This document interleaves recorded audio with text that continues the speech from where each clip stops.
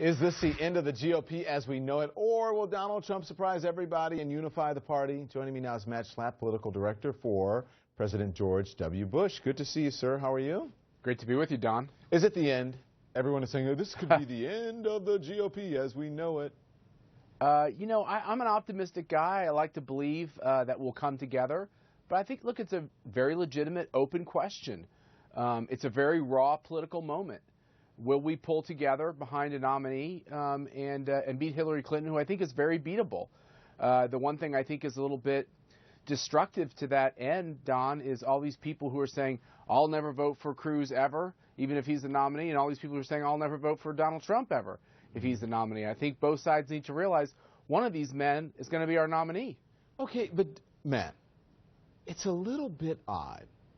One must admit, you have this guy who has the momentum, who seems to have a clear path to the nomination, yet most people in the party are saying, no, not that guy, he's not the one. Why not, you coalesce around your guy, some sort of unification and get behind him and say, all right, let's do this?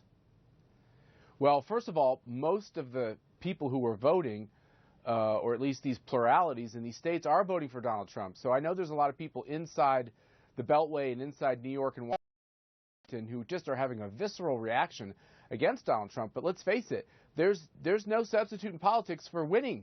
And he's winning state after state after state, and he's racked up all these delegates. And I think that's what the people in my party need to realize is that there's just a certain amount of math to all this. I don't know whether some of these people took math in Common Core or not, but they seem to be failing the fact that he is leading in delegates, and that's impactful. And there's a chance he could get to this minimum number of delegates before Cleveland. We have some big states still before us. But if not, look, I would encourage all these candidates, Ted Cruz, Donald Trump, John Kasich, leave it all in the field. Go claw at each other. Go fight as hard as you can. But when we get done, it needs to be hashtag never Hillary and not never one of these guys. That's a mistake for the Republicans. So will there be riots, as Trump says, if he doesn't get the nomination? Don, sometimes at political conventions you need tear gas outside the convention halls. I wonder if we're going to need it inside our convention hall. But in all seriousness, I think those words were unfortunate. I don't think he really meant that. I just think he means that it would be extraordinary. And let's just really think through this. It would be extraordinary for the person that's leading in the delegate count to actually not end up getting the requisite number of delegates. We haven't seen that happen for 100 years. Ford Reagan is our big controversy back from 1976.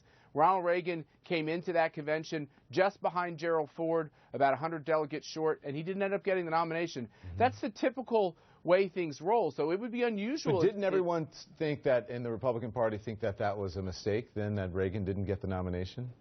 Well, all of us conservatives certainly wanted Reagan to get it, but you got to follow the rules, and he didn't get it because there was a bargain with the Mississippi delegation, which a lot of people still talk about. But here's the thing: it's got to be open, it's got to be transparent, and Donald Trump has to get to this minimum number. Mm-hmm.